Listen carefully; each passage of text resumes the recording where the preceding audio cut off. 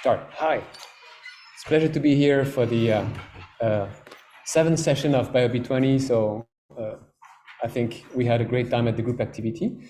And as I've announced already, and I think it's really clear for everybody, today I'm not going to give the answer for the tutorial 7.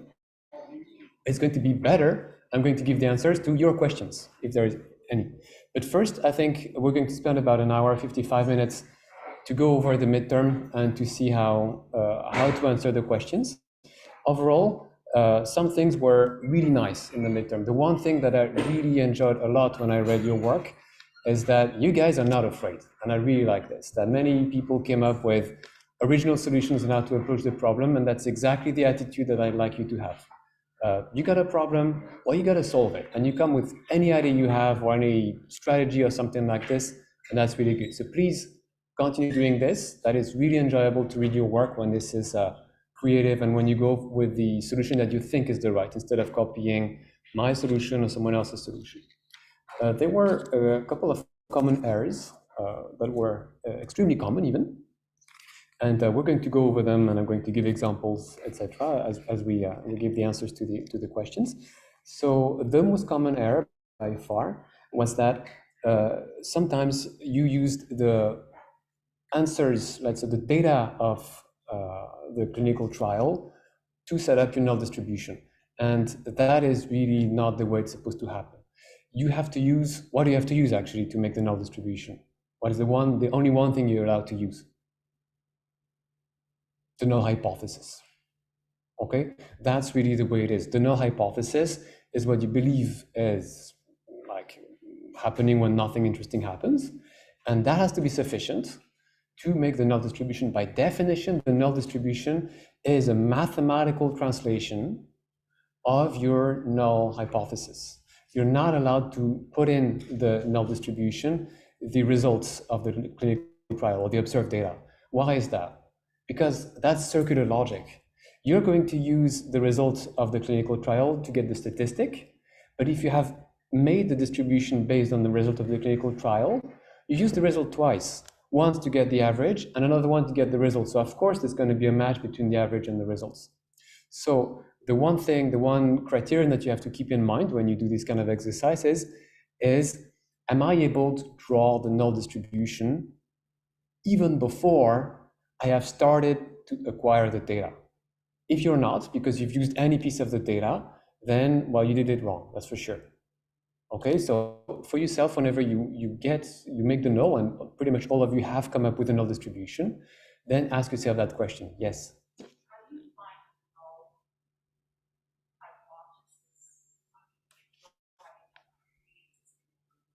How do you find the null hypothesis if you don't have any pre-existing information? The answer is you don't, and that's a bit of a problem with everything I'm telling you, is that this is still based on the idea that you know something about the world you live in. And so for something like a clinical trial, there are a million hypotheses that are contextual. Okay, that this is an interesting question, for instance, that there is a disease, that people are going to behave the way they behave normally, and that the way that they have been injected with something or something else is not going to change their behavior, etc. So there's plenty of underlying assumptions, and you can't just come up with a null hypothesis when you know nothing about the world and nothing about the problem. So this is always contextual, but these elements of context are usually intuitive and shared by everybody. So in the case of a clinical trial, for instance, we say, yeah, we understand what a clinical trial is, and the null hypothesis is going to be the boring one, the one where there is no difference between having the placebo or having the vaccine. In other cases, the null hypothesis is going to be a little bit more difficult, a little bit more tricky. But to answer your question, there is always elements of context. We wish it were possible to do a null hypothesis without context, but that's not. There's always elements of context. And as you've noticed, often we put in the null hypothesis the distribution. We say, we assume that there is no difference, and on top of it, I'm saying that this is a Poisson distribution, or that this is a binomial or something like that. So we're kind of making this hypothesis weaker by making it more specific. So we cover fewer cases in the real world. So that's the case. There is no such thing as the perfect hypothesis. So you try to make it general, try to make it really spot on compared to the question you have, but there's a bit of an art to it. It's not just something that you can apply always the same method. If you guys have questions, some specific questions about your null hypothesis, the way you phrased it in your exam, I'd be happy to answer it. So either you write me an email, you come to the office hours, whatever you prefer. We can talk about this in the details. But like the one criterion and the one thing I have for you today, which is the most important, is use the sample only once. Okay, you have to separate really your mind into, these are my expectations and they were based without ever watching the data, and this is what I observed with the data, and then you match the two. You cannot really go back and forth with a bit of expectations here with the data, a bit of expectation there with the hypothesis. Okay, that's circular. So you have to kind of use as a criterion, sorry, can I make the null hypothesis without even watching the data, without even starting to acquire the data? If you cannot, then your null hypothesis is not the right one. So in practice, when people do the clinical trials, when they actually run them, they even do that. They get the null even before they start the clinical trial, just to make sure that they won't be influenced, because sometimes we do this even without realizing. So in some cases, people actually run, like get the null distribution, make sure that it's present without even having started to acquire the data, just to make sure that they can. So the way, let's say, this mistake was made typically is to set some kind of expectation about the number of people who should get the vaccine or should get COVID-19, should not get the vaccine based on the data. And that was typically the reason why the null hypothesis was not correct. There were also some confusion, but much less, between one-sided and two-sided tests. So if you want, we can go over this again if there are some questions, as I'm going to go through the answers. And there was also a bit of a confusion between the p-value and the threshold, how to compute the p-value and how to compute the threshold. And very often, people at the time of computing the p-value got a little bit confused about what is what, and they just recomputed their threshold. So they say, I'm setting the threshold at 5%. And so at the moment when it came to using the, so is that working? Yes. So like here, ooh, terrible, or even more terrible. So when you have this distribution like this, sorry about this, it's a bit, right, you get a laughing, you want to do it, it's pretty hard. Okay, so like everybody got the point that p-values and threshold, they're based on some kind of area on the curve, which is here. But the question is, what is this here? Like, what is the value that you take here? And of course, if you take the threshold here, where you're computing the level, and if you take the observation, then you're computing the p-value. So there was a bit of a question about what is the value that should be here so that you can compute here that particular area. So I'm going to go over it again when we go through the questions, but this were the typical mistakes. So I'm really thankful that you guys made them because it's the first time that this class runs at that level, in that way, with that audience. And so really the one thing that we're after at that stage in the development of the course is, what are the typical misunderstandings? It's very hard for us to teach this thing without having ever tried with an audience before. And now it's clear that these are typical misunderstandings and we'll try to fix them. So let's go ahead and jump right in the exam. We're going to answer the questions together. And while I'm doing this, interrupt me, ask your questions, and I'm going to answer whichever questions you have about what we're doing. So let me grab the exam, and because I don't remember all the questions, and especially not all the numbers by heart. While I'm doing this, are there already some questions in the audience? Or online, actually? You guys are also allowed to ask questions online. You should. I really appreciate as well that I got more questions recently, and that is really the way it's supposed to be. Many people kind of started to contact me on my email with questions. Go ahead, that's what it's for. So this relates to questions 1 and 2, which is the final part. Yeah. Were we allowed to use either of the Bayesian or It's an excellent question. Were you allowed to use Bayesian or frequentist approach? So the answer is, you're allowed to use anything you like. You just have to answer the question. And because that's what it's going to be in real life. Okay, I have never tried to restrict your toolbox or your capacity or something like this. I know that it's nicer for me if I expect a kind of answer and I can see how you think with the tools I gave you. But if you have other tools, if you understand them, if you're sure you understand them, by the way, then use them. Sure, go ahead. All I want is just to make you solve the problems. And in general, I cannot judge whether a solution is much better than another. I can say that something is bad because you're not answering your own question, but I cannot say that this is objectively better than something else. So that's what I'd like to develop as we go. Come up with your own answers, of course, by all means. Relates a little bit to what you were just talking about, but I know for questions one and two in order to drop in all distribution, some people use different tests, and it can be statistically correct to use different tests. Is there one for clinical or for vaccine trials specifically that's more common, or one that you think is more logical in this case to use? Yeah. So the question is whether there is a typical case for clinical trials, like either null hypothesis, yeah, sure, but a test or a statistic. And the answer is yeah, like there are some tests that are more used than others. What's interesting is that there's no major agreement about this. So let's say it's the good thing, and maybe the bad thing is that you're free to use the test you like. And as we'll see, we don't get the same answers as the authors. Actually, with all the tests, I've run multiple to follow your suggestions, and most of the time we don't really get the same answers as they do. And that's a little bit the weakness of statistics, is that often you have multiple options that are available, like one-sided versus two-sided, both are fine. Wilcoxon versus student, both are fine, and you don't always get the same result.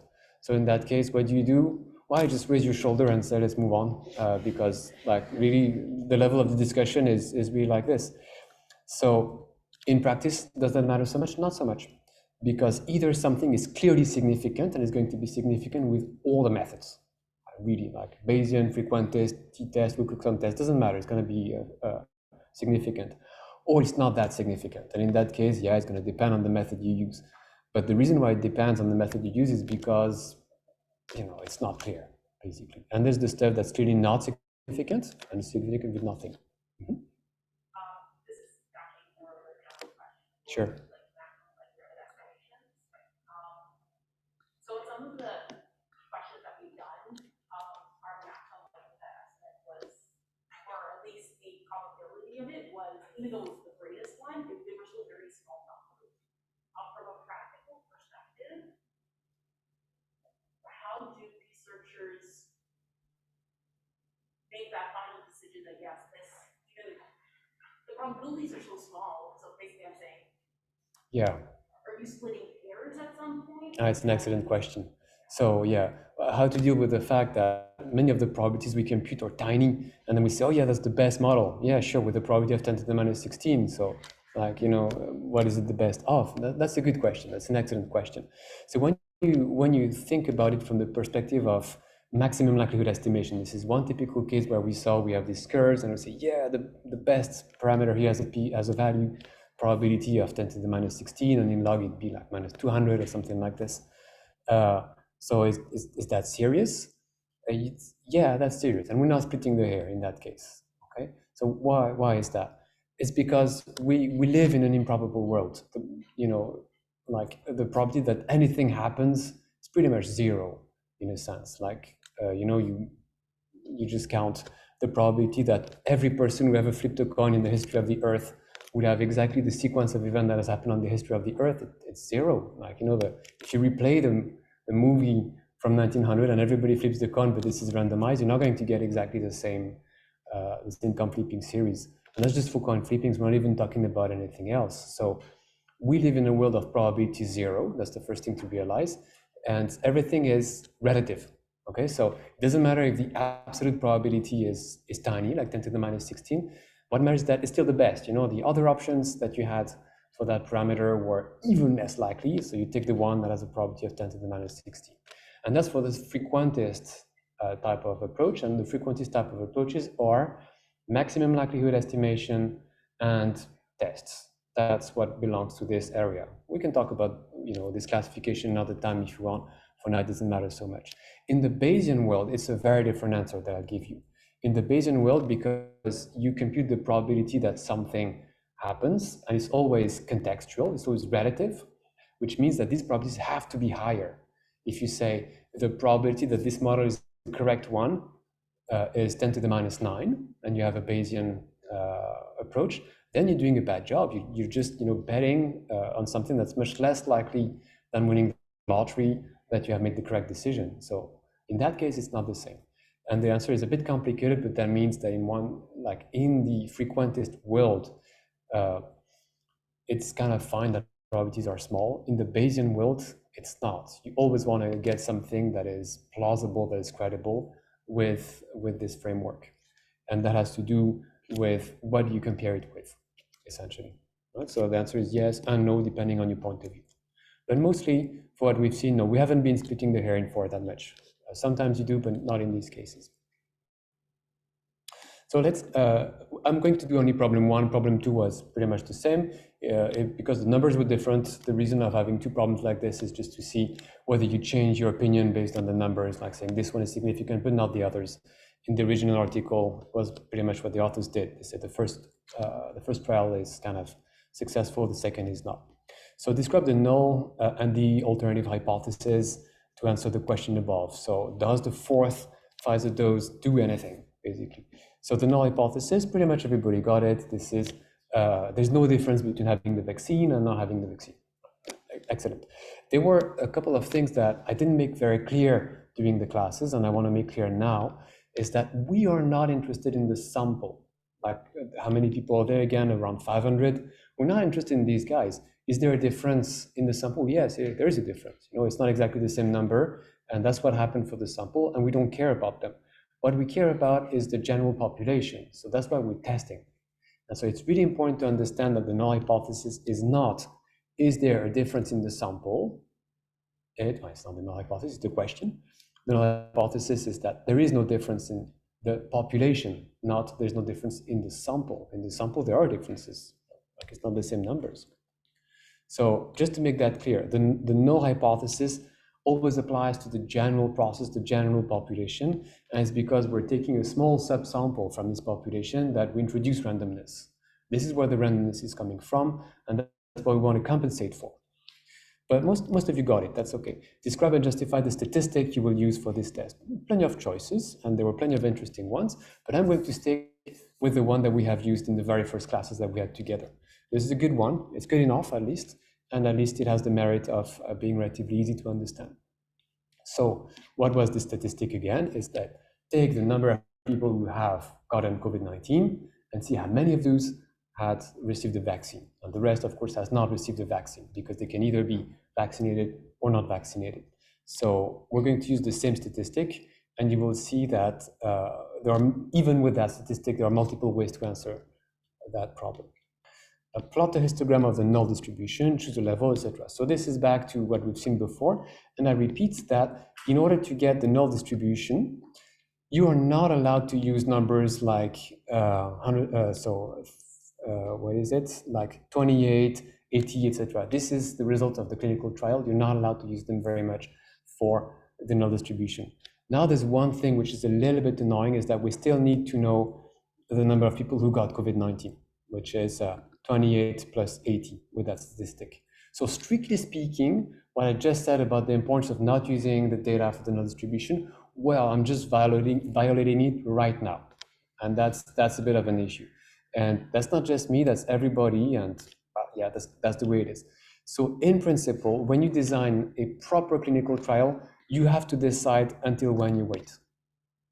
Because of what I said, like because you have to be able to do the null distribution, to draw the null distribution without even having the data. So you gotta say, we're going to wait until we got 100 people who get sick. At that point, we stop the trial and we see what we get. And the reason is exactly what I said before, so that nothing has to be, going from the data to the null distribution. So in that case, we could pretend that they wanted to get exactly 108. From the beginning, this is the number we had set. In reality, this is not what happened. They wait a bit and then they just say, enough, like we'll just move on. And that's not correct. A proper clinical trial does have to specify how many people they're going to wait for before they stop it. And sometimes that has happened scandals have happened because people did not wait to have the numbers that they should wait, or vice versa. They waited longer or shorter, or something like this. So this is something that's not supposed to be data.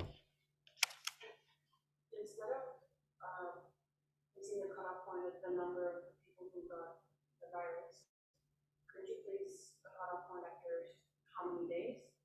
Yes. Yeah, you could do that, for instance. But that is much harder in the sense that because you don't know how many of them will get the infection, then you also have to model that in your null hypothesis. So how do you decide like a number? Does it depend on like how long you go into the trial? That's a good question. How do you decide on a number? Like why 108 or why not 10 or 20 or 200 or everybody? Why not we wait until everybody got COVID-19? So what do you think could be the considerations for deciding a number? Anyone has an idea about what matters for that? Sorry, the pressure to publish. Absolutely, money, pressure to publish, fame, totally. And scientifically, what matters? Number of total people in the sample. You can have more people than the number of participants, definitely. But in what way? In this case, they got about a little bit less than a third of the people. Right. A little bit less than a third of the people got COVID-19. Yeah. So 1/3 of the people in the very first example that we gave, remember, like the first class, the numbers were kind of high. We were talking of like 30,000 people, and still the number of people they waited for was approximately that, approximately 100 or something like this. It was a much, much tinier proportion of their initial sample. So what is it based on? It's based on something that's called statistical power. And we're going to see this in week 8. Statistical power tells you, okay, how good is your test? How much are you going to be able to detect a difference if it exists?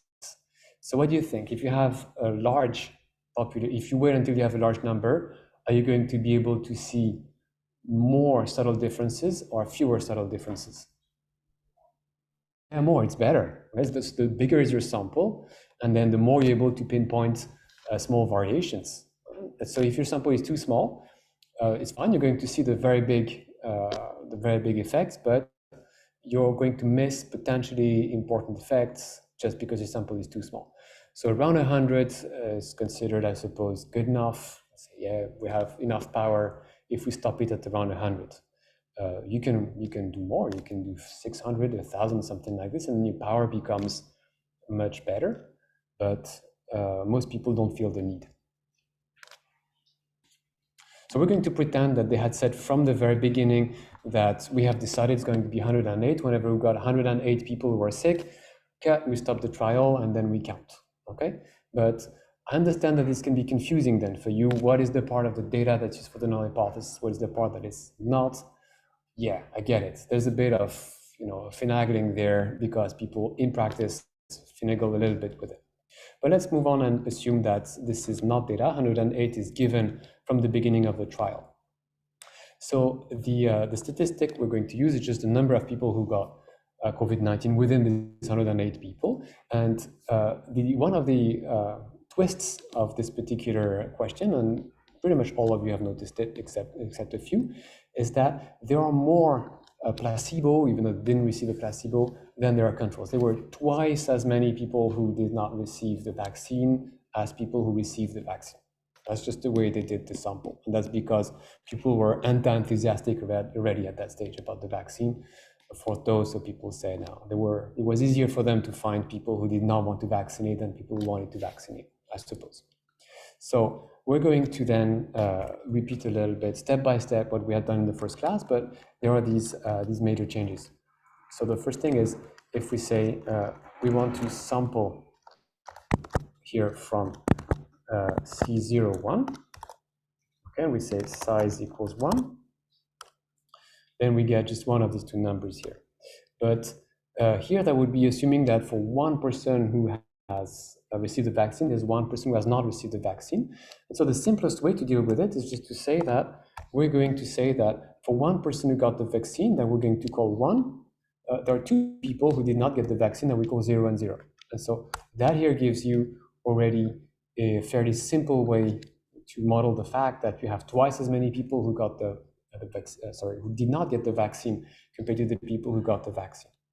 So that's all nice and cool, but this is not what we want. What we want is actually to have a cohort of 54 volunteers plus 308 people who did not volunteer, actually, right? So the way we do this is we can create a cohort vector here that would contain the ratios 0, 0, 1, like that, and we repeat that 154 times. 154 here. So that gives us pretty much all the participants of the clinical trial. They're here. They're anonymized. They just have a number from 1 to 400 and whatever is the maximum. I don't remember. But you can see non-vaccinated, non-vaccinated, vaccinated, non-vaccinated, non-vaccinated, vaccinated. So that goes like this until we cover everybody. That's the cohort here. And we take from that cohort 108 people who got COVID-19. So how do we do this? We say sample from the cohort, and we say size equals 108. So that gives us here a typical cohort of people who either got the status vaccinated or not vaccinated. Right? So far, so good for everybody. This part is pretty much the same as we had seen in the first class. Now, there's a bit of a detail, which is, are we going to say replace equals true or replace equals false? What do you guys think? You remember what replace does? So both work.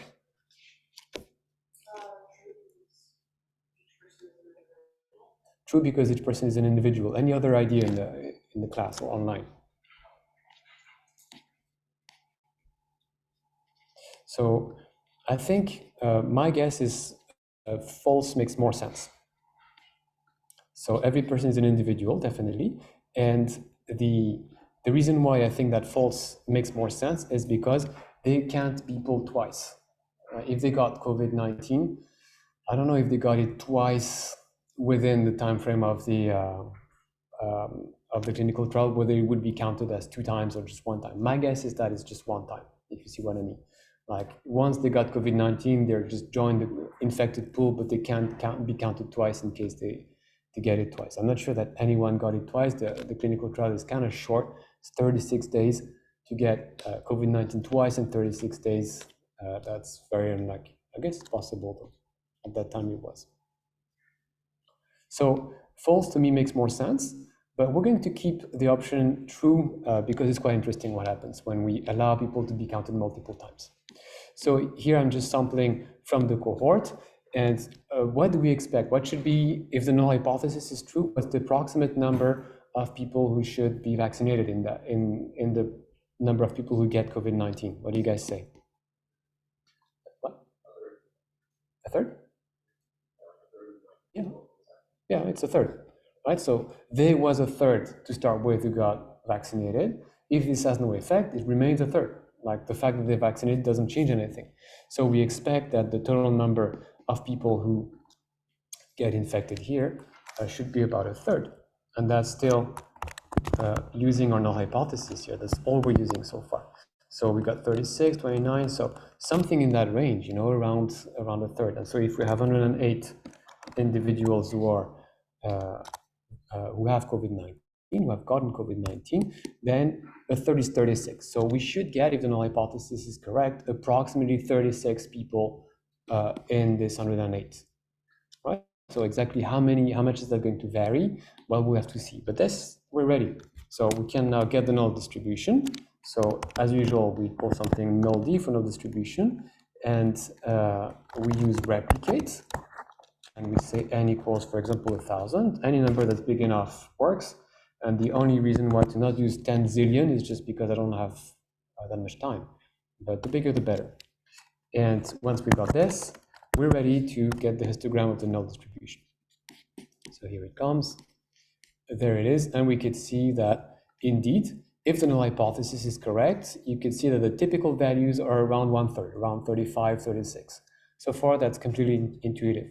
We never observed more than 50 people who would have gotten the vaccine in our fictitious cohort, and less than probably 24, something like this. Okay, so that here is the histogram of the null distribution. Yes? So, sorry, just to like ensure that like, so essentially what we did was, if I were to use like binomial distribution, just as a problem, would that give me the equivalent of what we just did? Yeah, we're going to solve it with the binomial approach right after. So first I'm going to do it with the old-fashioned approach, the one we saw in the first class, and then I'm going to solve it with the approach in the second class, and we'll see that they're almost the same, but not exactly the same, and that's interesting to ask ourselves why. Why are there some differences? So let's go ahead and continue with this particular method. Now the question is, what about the statistic? What is the value of the statistic? Well, it's as simple as the number of people who got it, who got vaccinated and COVID-19 is 28. So is 28 possible? Yeah, completely. That has happened in my fictive cohort. Yeah, it has happened multiple times. So is it completely impossible? No, it can happen. It's not very frequent. You can see that this is on the left side here, but that's possible. Now the question, how do we quantify this idea that this is possible? And before this, sorry, we're going to use the classical method with a threshold. And the question is, how do we decide that? So we have several options here. I'm going to draw again. Sorry about this. So I will inflict another drawing on you. So here we have something which is not asymmetric like I drew, but it's symmetric like that. We have the value in the middle, which is 36. And the question is, how do we set our rejection region? Option number one is that we can reject the null hypothesis either when we're too high or too low. So here that'd be too low, and here that'd be too high. So that's the first idea that we can have, that we reject in both cases. Why would we do this? Is because, well, in both cases, the null hypothesis is false. Either here, the vaccine would be making it worse. You're more likely to get the disease than if you'd get nothing. And here the vaccine makes it better. You're less likely than to get the disease if you have the vaccine. But either way, the null hypothesis is false. So that's kind of the, in a sense, that's the natural way of deciding how to reject the null hypothesis. But it's not the only way to decide. You could say, yeah, but that's irrelevant. And it's not about finding the truth. It's about making the right call. And the right call is, am I going to be vaccinated or not? If the vaccine is making it worse for me, am I going to get vaccinated? No. If the vaccine is the same as placebo, am I going to get vaccinated? No. So because in both cases, you're going to have the same answer, whether the null hypothesis is true, which means that it doesn't do anything, or the null hypothesis is false, but it makes it worse, because you choose the same, which is to not get vaccinated unless you're kind of weird, then you could say, well, no, in that case, we're going to reject the null hypothesis and accept to be vaccinated only if the vaccine improves. So both rationales make sense, both are possible, and you just have to say which is the one that you stick to. Are you considering that you're making a decision for yourself, which is, I'm just going to be vaccinated only if it helps me, not if it doesn't help me? Or are you trying to just figure out, for the sake of figuring out, whether the vaccine is exactly the same as the placebo or not? So these are two different standpoints, these are two different questions, and that's why you have to specify which is the question that you want to answer. So the one that I want to answer today is the one that I circled. I want to say that I'm going to reject the null hypothesis here. Okay, so this I reject, and here I'm going to accept in a very weird way. Okay, and of course I know that the null hypothesis is false here, but I'm still accepting the fact that this is not better than the placebo. It's actually worse. All right, does that make sense? So this is a little bit, again, a black box, more an art than a science, how to choose whether something has one side or two sides. But you have to understand that you're asking a different question, that they're answering different questions, and you make it one-sided when you really consider that you're making a choice. You're making it two-sided when you consider that you're just trying to know the truth, something like that. Right? That there's no general rule that always works. So I'm going to put all the rejection region here. I'm going to work at 5%, and I'll choose 5% on purpose, even though we did work with 1% before. 5% is quite interesting in this case. So I'm putting 5% here chance of rejecting the null on the left side. And here, I'm just putting 0%. I'm not rejecting at all here. I'm accepting the null hypothesis. All right, so I'm putting one threshold on the left side of the null distribution here, and I'm keeping 5% of the risk on the left side, but I'm accepting the null hypothesis on the right side, even if it's obviously false. So how do we compute the threshold with that? Well, this is the function quantile. And if I do quantile null d, then I want the quantile position 0.05, which is 29. Does that make sense for everybody? I'm putting here the quantile at position 0.05. Remember, so that means I sort all the values and I'm taking the one at 5% here. That's really the one that I want to use as my threshold. That's my threshold. The observed number is 28. So based on my graph here, I'm going to add the threshold in red. So at position 29. And I'm going to add in blue 28 the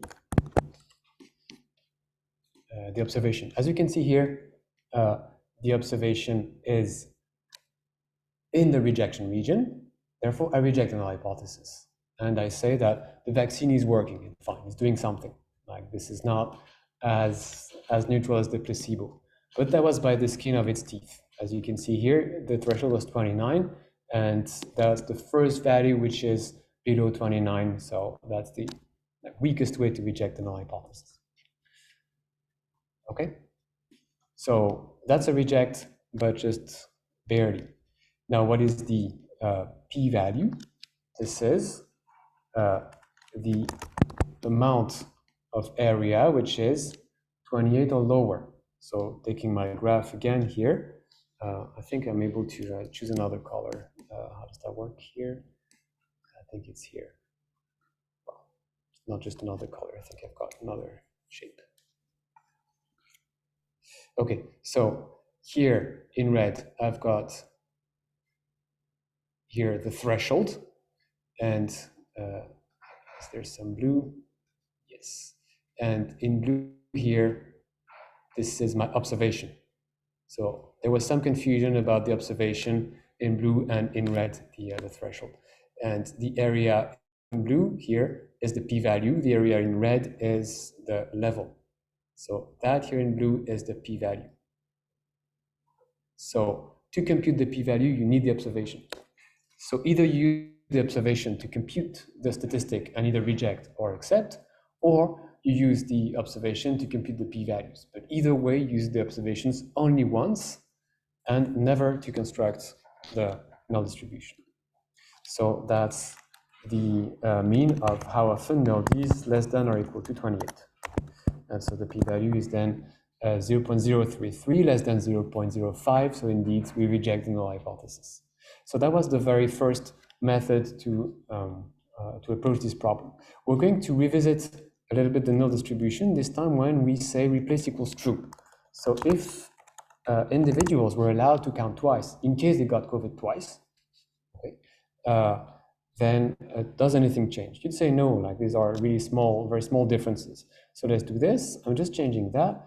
And now when I look at the threshold, well, it was enough of an effect that replace equals true to actually make the threshold at 28, and now we don't reject the null hypothesis anymore. We accept it. So that tiny little difference here, whether we actually allow people to be counted twice or not, which has probably not happened in 36 days, but if we allow it, then we go from an accept to a reject. It's kind of a, annoyingly close to the threshold, basically what happened in this clinical trial. Right, so I think that false is the proper call, but if you think that true is the proper call and that it should be called true, then already we disagree about whether we should reject the null hypothesis or not. And I'm not imposing my choice on yours. I've chosen 5% cutoff. You could have chosen 1%, etc. It's just to say that there's a bit of a gray zone in these tests. We're now going to solve the problem using the binomial distribution. So you could say, let's go back to this cohort here. It's pretty much the same as saying that when we pick someone, there is a 1/3 chance that this is someone who has received the vaccine, and we just want to count how many people have received the vaccine among 108 people. And so the way we do this would be, for example, if we want to take a sample, we say the size is 108, the prob is equal to 1/3, so actually exactly 1/3, so I can do like this. And I need to say how many numbers I want. I just want one. So 31, 39, 40, etc. So what is the expected number that we get here? It's 1/3 again. So which of these cases does it correspond to? The case false or the case true when I use the binomial distribution? What do you guys say?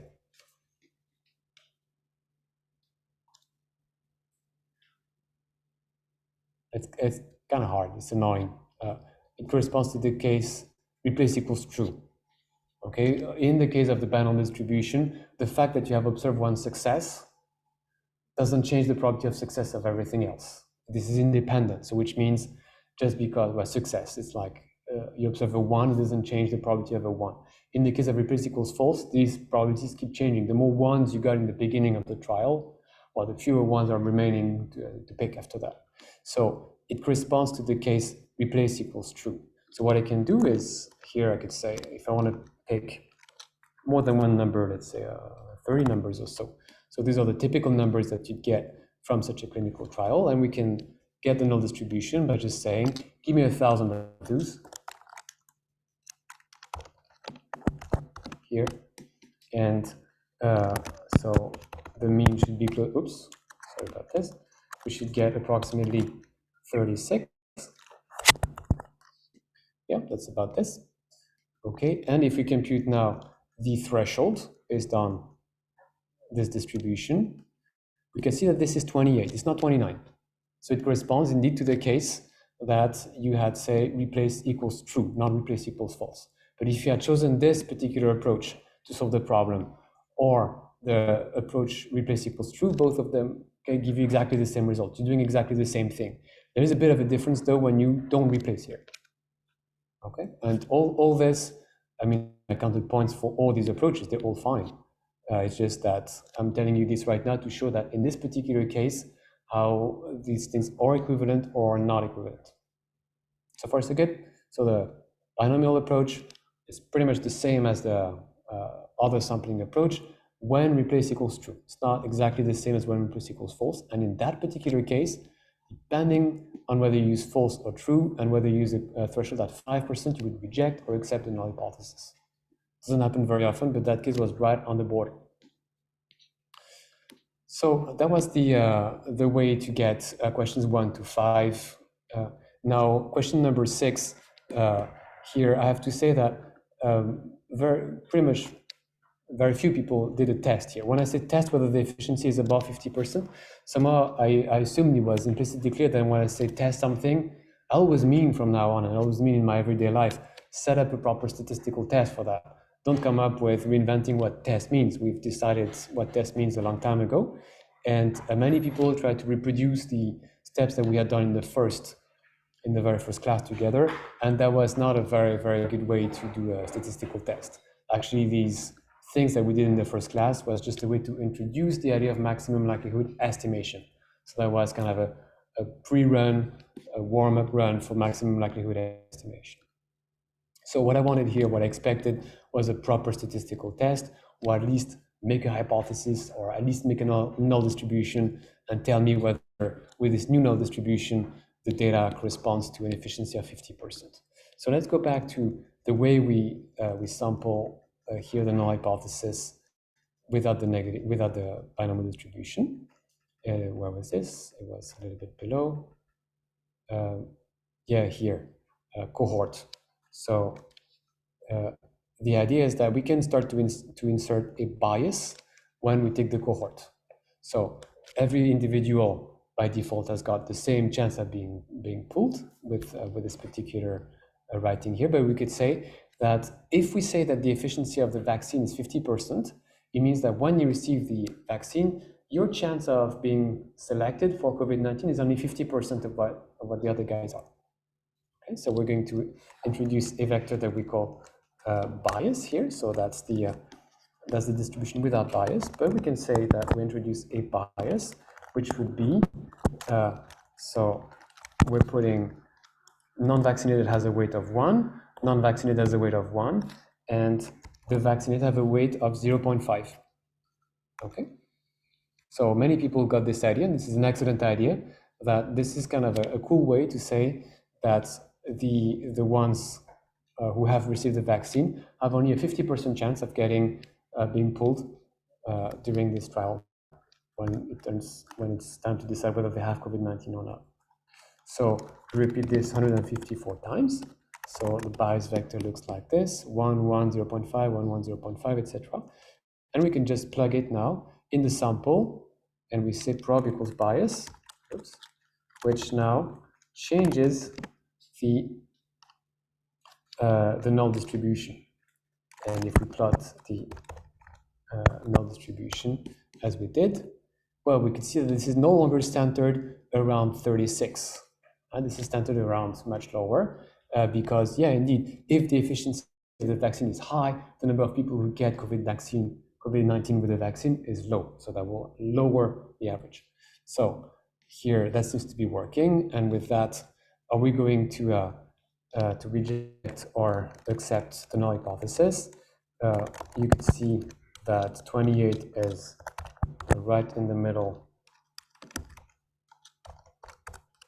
here, even on the right side. So no chance we will ever reject the null hypothesis here. It's not even below average, you know. The average is like around 21, 22. So no matter how you set the threshold here, it doesn't matter. You always end up accepting the null hypothesis. Like it's really among the expectation. So which means we believe that the efficiency is not 50%. Right? Like it's 28. It's kind of way too high to explain that the efficiency would be 50%. Now we can also solve it with. So let me find the threshold here. So if I do quantile NLD with 0.05, that's 17.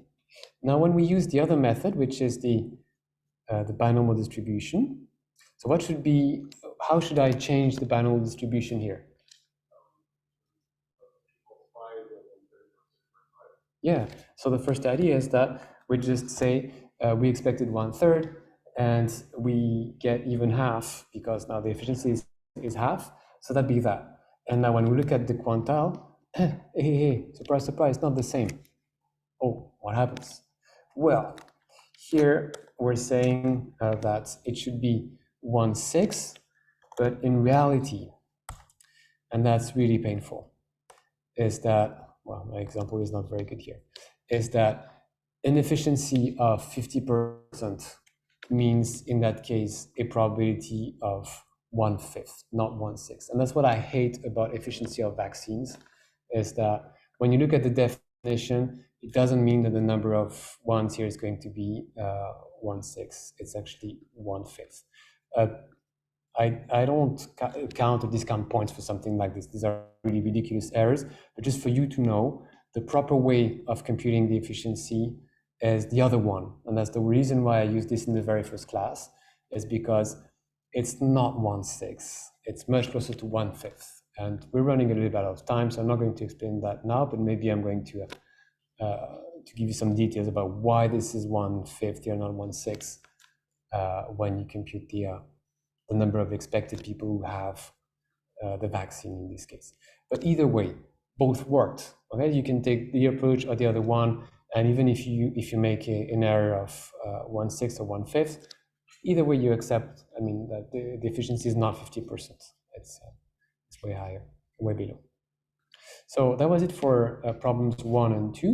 Problem 3 did not pose any particular problem. Most people got it, and I think that's good that you guys are kind of getting comfortable with plotting, etc.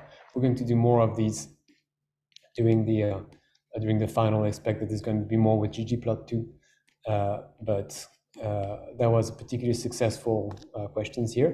And problem 4, it's been answered at the on the video, I give one solution to solve that problem using a for loop, but this is not really the best solution. The best solution is just to think about the probability of everything, which is pretty hard. And as you can see, and that's one of the main things I'd like you to understand about this class, is that OR is pretty easy.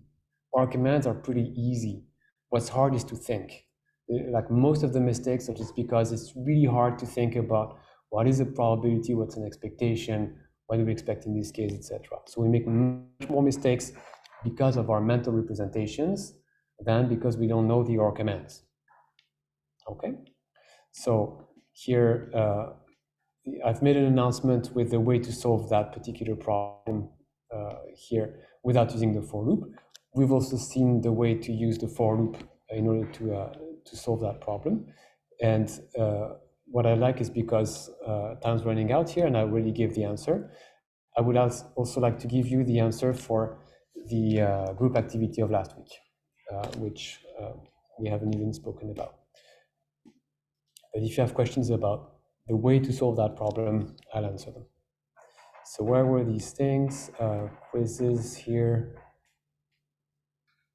Let's see. The infamous week 6 debacle. So yeah, I've counted your bonus points already, but there's just one little tiny little clerical thing that we need to finish, and I'll release the bonus points probably tonight or tomorrow. Some people are above 100%, mind you. So they're doing pretty good at the class so far. Yeah, above 100%. It's possible. There's enough bonus points to get a... Sorry, what? Is that the people are above 100%? Does that include the venture phases? Of course. Yeah. No, some people are doing pretty good. Yeah. No, it's, I mean, yeah, they must cheat or computer or something like that. All right, so let's. Sure. The early bird bonuses are added to our final grade, right? Yeah, so the way it works is that I created an empty assignment that you cannot do anything with, but that allows me to give you points. It says that the max is 10, which is because I want to have a max which is above the number of actual bonus points that you get. Otherwise, Quarkus gives me a warning saying, oh, this person has got too many points. So you cannot get 10 bonus points. It's too much. There's not 10 bonus points in the class, but it's going to show a certain number out of 10, but that's just a kind of a bag that will fill with your bonus points as they come. It's just an assignment that's called bonus points. So let's take the example of this particular problem here, where you have to find the value of x with the highest probability. So you get something like this, and we can run the code to see what we get on examples like this ones. So x is a value which is hidden to you. You don't know what value it was, but in that particular case, you could see that, well, you just get a typical Gaussian value, and something around 0 and will not go like much more than -3 or -3. But after this, we use the value of x as the mean of a new Gaussian variable here. And what we know about x is only through the variable y. And we get, for example, these particular numbers here. So how can we get something about x? So the very first thing that we can do is to say that because we have now a new Gaussian random variable, the value of x should be around the average of these numbers here. Okay, so if I put these numbers like that,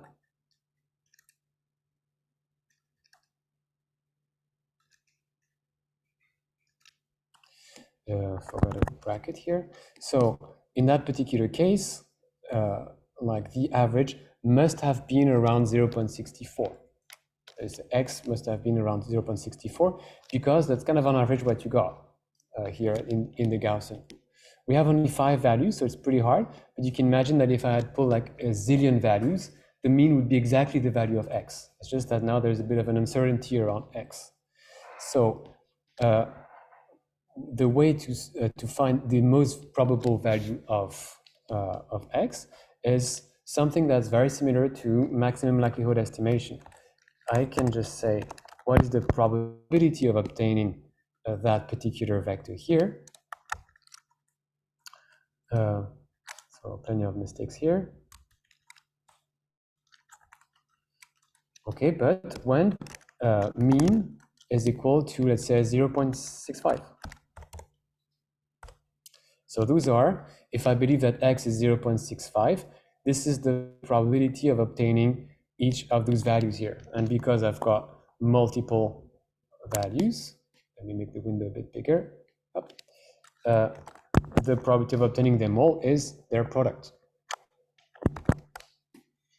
So here, if x is equal to 0.65, the probability that it would get these numbers here, the one that I actually got, well, it's like 0.2% here. But what about the probability that x is equal to 0.65 from the first line? And there was also this here. Well, it's the norm 0.65. Okay. So I had a probability of 32% that the mean would be 0.65, more or less. And so the probability of the whole thing is the product of these two is the probability. Well, I'm going to write it in the other order so it's more clear. Is the probability of first obtaining x, which is equal to 0.65, and given that this is 65, then obtaining all the values that are here. So that gives me this value here. Okay, but now I just need to change the value of 0.65 until I hit the max. So it's got to be lower than this, actually. I'm going to say, what about 0.6? And so I go one step at a time. Okay, so I say 0.6, and you can see that indeed when I lower the value, then the probability is becoming a bit higher. So it's more likely that x was 0.6 than 0.65. So why is it more likely? Well, it's because the first term here will favor the values that are closer to 0. So the value actually is probably lower than that. So that term here kind of needs to be favored a little bit. So when I lower the value of x here, the first term increases, but the second term decreases, and vice versa. So at some point, there's a balance that is found, and just by changing the numbers one bit at a time, you can find which is the one that maximizes this. But you need only 10 trials. Right? You try all the values between 0.55 and 65, and you quickly find it. So that's the way you could solve these problems here. But that is based on the idea that you write the probability of everything. So you replay the movie to say, what is the probability that the first thing happens? When this has happened, what is the probability that the second thing happened? And then you compute it all to say the probability that this all happened is this. And again, you just change the only parameter that you have to change here. And because you have kind of so few values to explore, you can quickly get to the maximum. Questions about the things we've seen so far? Would you like me to go over some of the parts again of either the exam or that bit here or some other things that we've seen so far before we give some information about the next tutorial? Yes? It's a good question, why we have to multiply. And so do you mean this multiplication here or this multiplication here? The star one. You can see it in a sequential case. So let's take that particular term here, which is equal to, let's say, 0.2%. And so you think about having kind of a cascade, and you say the first term would be here 0.33. So one way to think about it is I get a number x. How many of them are equal to 0.6? Well, there's a 33% chance that it would be equal to 0.6. Not exactly correct, but that's the idea. Okay, out of these cases where x was 0.6, how many of them were giving me the numbers this? Well, because it happens with a probability of 0.2%, just multiply the number. Just keep reducing the size of your set, just based on the fact that a number of sequential events happen. You can think about it, for instance, to say, okay, how many people passed the midterm exam? 90%. How many of them passed the final exam? The ones who did not stop at the midterm. Well, only 50% of them passed, and you keep multiplying the things to find 45%. It's the same thing here, is that you do the probability that this happened. How often does the rest happen? It's a multiplication, of course, not an addition or division or anything like this. Does that make sense for you? Not quite. Does that make sense for other people? This idea that this is kind of a cascade and that you multiply because you could keep reducing the percentage of event. Okay, good. So at least some people get it, and there are some more questions, but I can answer to you a bit later. Sorry, just like this verbalization. Go on, verbalize. So like just I have to say it to make sure I understand it. So it's actually we took the mean to the end because we know that x is the mean, so the mean should be x. We found that it was close to 0.65. We then found the norm for every single vector, knowing that the mean could be 0.65. And we found that because of how probability was, we want to know the probability of all this happening to each of the models. We also want to know what was the probability of getting 0.65 using the normal distribution. So you multiply that problem. That's the value. To get the maximum likelihood, you just change mean to get the highest probability. Yeah, that's it. That's exactly this. You just compute the probability of every item, multiply them together, and like switch the one parameter you've got until you hit the maximum. That's really what it is, right? And the reason why you multiply, it's because of kind of this cascade events, and because we assume that the events are independent. That's the key assumption there. So this is one example of a kind of combined model maximum likelihood. We're going to do a lot of maximum likelihood, and you can expect that the final. So if you have problem with this concept, just don't let it linger. Try to cure it now until this is really set, because it has to be ready. Just to make sure I stop it. The 0.65, if we were to take, for example, if the original vector we were given wasn't 5 values, say it was 1,000 values, 0.65 would be a lot closer to the Absolutely. Yeah. Okay, we can do it again. So I'm just resampling x here. So here, that's the value of x, and I would say, for example, that y is here, instead of 5, I'll say 1 million, more than 1 million. So the mean of x here, of y, is super close to x. Like you got 3 digits right. So it's just because the more, like the bigger the sample, and then the more the mean is exactly spot on. When you have only 5 values, there's a lot of fluctuations, and the first term would play a lot. But in this case, you can even drop the first term. It doesn't contribute at all to the log likelihood. You just need to do this. You can ignore the first term. You know that the value is quite close to that already. All right, other questions? If not, then let's talk a little bit about the tutorial number 7. So quick announcement about the tutorial number 7. I just made an update, so make sure that you get the latest version of the PDF. There is one question for which I can help you with the answer, so I advise that you take this. So question 8 should have the function that you're supposed to build in it. So quickly make sure that you get the last version of the tutorial number 7. So in the tutorial number 7, you have to ask a question about gene expression. So it uses a database which is called GTEx, which is very, very popular among scientists. So this is real data from the GTEx consortium.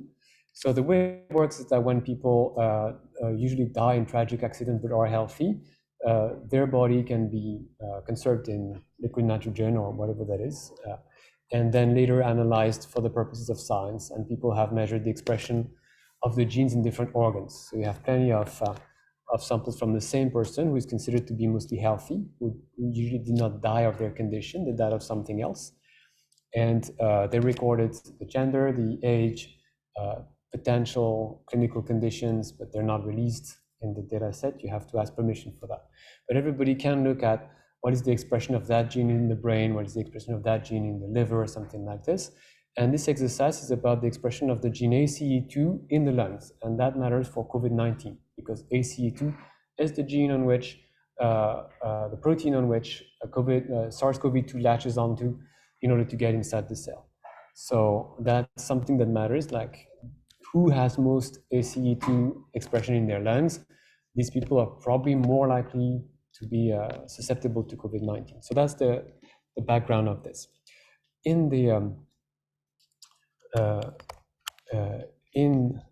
the tutorial, you have to compare histogram, and that's something that's really handy. How do we compare two distributions with each other?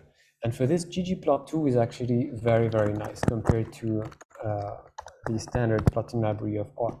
So we're going to show now in a few minutes how this works. And remember that in order to make a plot with ggplot2, you have to use that function here, ggplot, and you have to have a data frame and something that's called aesthetics here. So that's kind of the little slightly annoying with ggplot2 is that you must always put these things in a data frame. You cannot just pass x and y like you do with the other method of plotting. So we're going to create some dummy data. We're going to say that x is our norm with 1,000 values here, and y as well.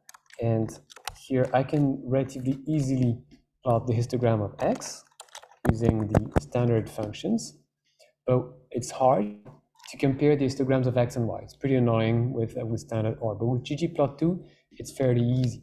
So how do we do this? First, that's the annoying bit. We need to put things in a data frame. So I start with that equals data frame, and I would say, for example, that the value is x followed by y. So if I look at my data frame, it has 2,000 rows because there are all the values of x and all the values of y. Okay, and now if I do the histogram of that, then they combine together. So that's not really cool. What I need to do is to say that I'm going to have a label to say whether something is x or y. And I say, for example, that a label is either 0 or 1, 0 for x and 1 for y. That will allow then ggplot2 to understand what is x and what is y. And so I'm going to say this is 0 and 1, and each is repeated 1,000 times. So if I look at my data frame now, there is a label 0 for the first values, and for the last values, there's a label 1. The first 1,000 I've got 0, the next 1,000 I've got 1. And that will allow ggplot to separate the two. So what I can do is to say ggplot, now I have a data frame to pass, so that, and I could say, for example, aesthetics AES. I want to say that the x-axis for the histogram is going to be value. And remember that there's this weird way of describing the plot with pluses here, and we want geom histogram. So let's see what we get here when we do that. So I get the warning here. It says I've chosen 30 and I don't like this warning. So I say, yeah, sure. Well, I'm asking you to put 30 so that you stop complaining about it. It should be bin, it's not bin. So it does exactly the same, but stops complaining. And I've got just one histogram here because the values of x and y are pulled together. So how do I make a different color or something like this? Well, I could say fill equals label. And so that means that it's going to fill the color of the histogram based on the label column that is here. And I can also say color equals label. So fill is the color of the background and color is the color of the contour. And if I do that, well, it doesn't complain, but it also doesn't do it, which is very annoying. So what's happening here? I gave you a label, I give you the values, and you're still plotting the histogram, saying, yeah, fine, I'll do it, and you don't do it. It's because label here is a number. Okay, so if I do that label, it's just considered to be a number, and the proof that this is a number is that I can add a 2.3 and it's fine. It just says, yeah, sure, this is a number. It's not an indication of a class. If I want to do this, I need to tell that that label is what is called in R a factor. Okay, so I say now, I'm just changing the game. I'm calling this a factor label. And now if I do that, it says, no, like you cannot add 2.3 anymore to this. So the data looks the same, no change, but it has turned the numbers into a factor. So what is it? A factor is an indication of a category. So it doesn't stand for a number anymore. It's just like 0 is one category, 1 is another category, 2 would be another, etc. But they're not numbers anymore. They're just ways to count the categories. So you often have categorical variables in statistics like eye color, gender, something like this. They're not quantifiable. It's just like either it's fair or dark or something like this. So you would say fair is 0, dark is 1. It's not like you can add fair and dark together. They're just symbols. So when you use the function factor, you're just telling R, I'm using 0 and 1 as labels. They're not really numbers anymore. Okay, and so once you do this, that has created two levels, 0 and 1. Like R knows now that you have two options, and ggplot2 finally gets what you say. Okay, I see, now we're talking. These were not just colors here. You didn't want to encode the color with weird numbers. You're saying that there are different categories. I get it. So that's a typical way where you could get kind of lost in these things if you forget to make them a factor. Now, it also didn't do exactly a good comparison between the histograms. It has actually made a stacked histogram, which is not super nice in the sense that we cannot really see how they work together. Like the bottom histogram is 1, which is actually Y, weirdly enough. The top histogram here the values have been put on top of the bars of Y for the bars of X. It's nice, but it doesn't really make a lot of sense. So if we want to compare histograms, we'd rather use the argument position equals dodge. When you do this, sorry, well, it's maybe not as elegant, I don't know, it depends on your taste, but at least it starts to be a bit more clear, is that the two histograms have been kind of put really on top of each other and with a dodge which allows them to be just like next to each other. And you can now see that the histogram in salmon color and the histogram in blue color are pretty much overlapping. And that's of course expected because I've used the same command twice. So that here is what you'll need in the tutorial 7, because several times I'm going to ask you to upload the histogram. You'll need to make these histograms, and these are not going to be yes/no questions like in the past. We're going to take the time to actually look at your plots, and you're going to either get the marks or not, depending on what you upload. But the way you're going to generate these plots is like this. This is all explained in the tutorial 7, but I wanted to spend the time to explain what this factor thing is, because it can be quite confusing. All uses factors a lot, many different things. In that particular case, that's useful for ggplot2. And in general, it's useful for just indicating that something is a category. The rest, well, should be okay. I think you've got all the elements that you need. We're performing a t-test. You'll see at the end of the tutorial that we've been doing a lot of work too much, in the sense that there's just one function to do pretty much the same thing as what we had in tutorial number 5. Just like 6 characters is enough to do the whole tutorial. But I would still want to show you the hard methods so that you understand what's actually happening inside these functions. And now we have approximately 10 minutes for other questions or things that you'd like me to repeat or to go over again on some previous concepts that are not clear. Like I said, it's really important that you don't leave anything unclear. Everything's going to happen at the final. And so you need to have the concepts really clear. Everything we've seen in the first half until tutorial 6, you can be sure it's coming back at the final. So if you have any doubt, now is the time to clarify them. Or about tutorial 7, if you like, if you have looked at it already. Yes? How many questions will be on the final? 79. Oh, I don't know. We'll see. It's going to be like kind of similar to the midterm.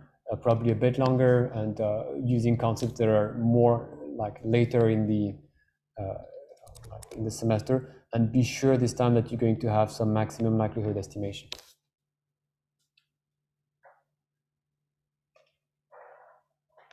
Other questions? Yes. I don't know if other people are interested. I'd love to get a review of what maximum likelihood estimation. A review of what maximum likelihood estimation is. So what it is or how it works? Both. Okay.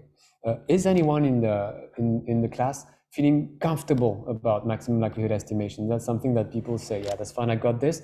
Or most people are feeling that this is still very shaky. Those who are completely comfortable, thumb up. Awesome. Those who are not so comfortable, look left and right and do nothing. Yeah, okay. So that's what I thought. It is a difficult concept per se, and this is normal if you still have doubts about this. This is something that is, it takes years to master completely, but I think that within the semester you can still get most of it. You can get the gist of it.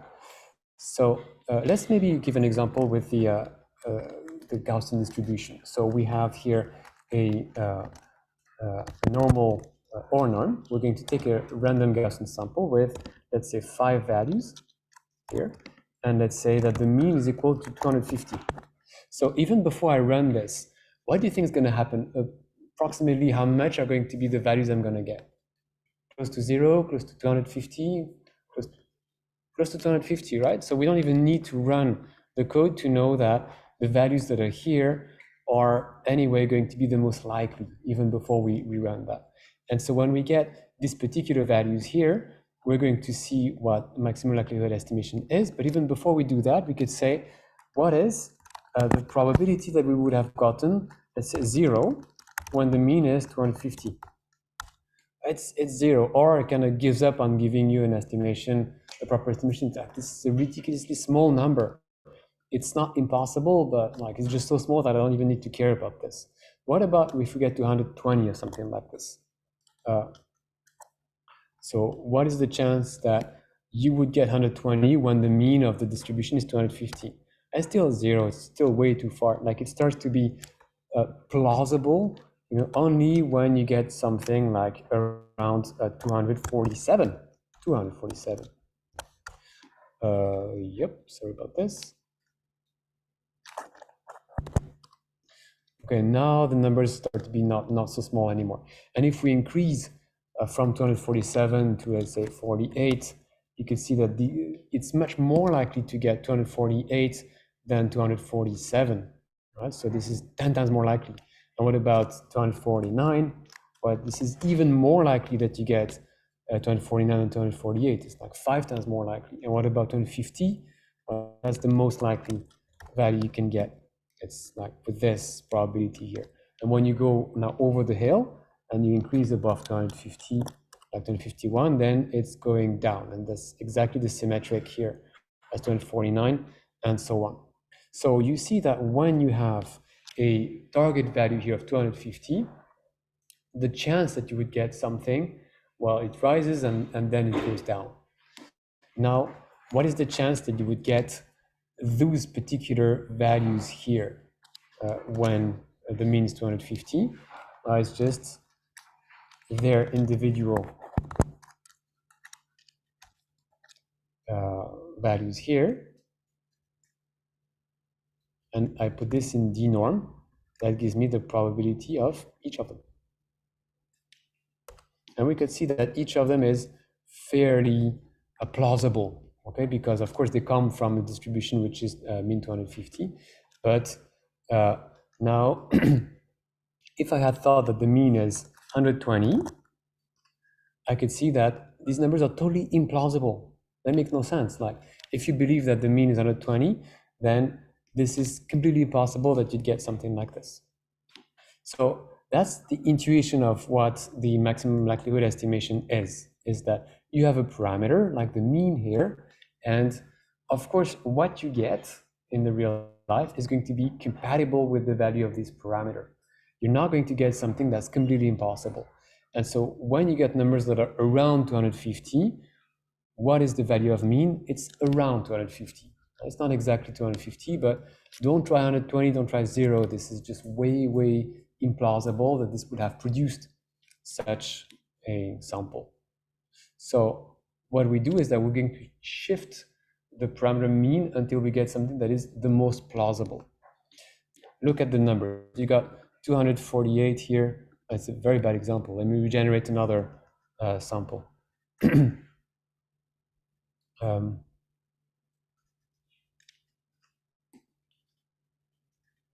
What the? Can I get a number above 250? Thank you. Okay, so when you get a number which is 251 here, and imagine that you don't know the value of mean, okay? Like you just get here these values. The first number tells you the mean is probably a little bit above 250, okay? But the second tells you, no, it's probably a little bit below 250. So they kind of compete a little bit against each other to kind of pull the parameter in one direction or the other. And you cannot make them both happy. Like this one says, I vote 251, this one says 249. So you're going to have to find something that makes all these numbers plausible. And so the way it works is that each number itself kind of pulls in one particular direction, saying above 250, below 250, below 250, etc. And at some point, you're going to choose the value that kind of minimizes the constraints that all these numbers put. And so the way you do this is that you take their individual probabilities and you multiply them. So that's the global constraint on the answer of the problem, okay? Each number is below 1, so the probability keeps going down, but this product is just to say that each number pulls a little bit on the parameter one direction or the other. And you want to combine all the happiness in a sense. You want to minimize the distance between what each value tells you and what you propose the parameter to be. So you compute this score here, which is the probability of observing all of it if the mean is 251. We know that the mean is 250, sorry. We know that the mean was 250. Is it the maximum likelihood? No, it's not. It's not. Because if we change the number a little bit, let's say, let's try a little bit above here, well, that's a little bit below, but if I say something a little bit below 250, oops, then I get already a higher number than that. Okay, so 249.5 explains better the results than 250. So the maximum likelihood estimation is not the value of the parameter. Right? You are close, but this is not the right value. It just is something that is not far from the right value. And as the sample grows bigger, then it kind of oscillates a bit, but then becomes spot on with the value of the parameter. So that's really the idea. Like every observation contributes a little bit, in a sense, like they vote, and you change the value of the parameter so that they all become plausible, in a sense. You don't want to have anything that's implausible. And you change the value here left and right until at some point you got an overall high probability. So this is what it wants to do, and this is the way it works. In practice, we don't do it this way. Remember that we replace the product by a sum because we're computing this in log space. And I assume that log, etc., is something that is familiar for you. Right? That taking the sum of a log is the same as taking the log of a product. So here, completely wrong. That was here. And so we just computed another space so that the numbers don't become too small. That's all. All right, time is out, so I think that we'll have to stop it here. Again, if there are some questions, if there are some things that are unclear, write to me. We'll take the time to clarify everything. Do not let things linger. Now is the time to really make sure that you understood everything that we've seen so far. Till then, good luck with the tutorial 7, and then see you next time, and enjoy.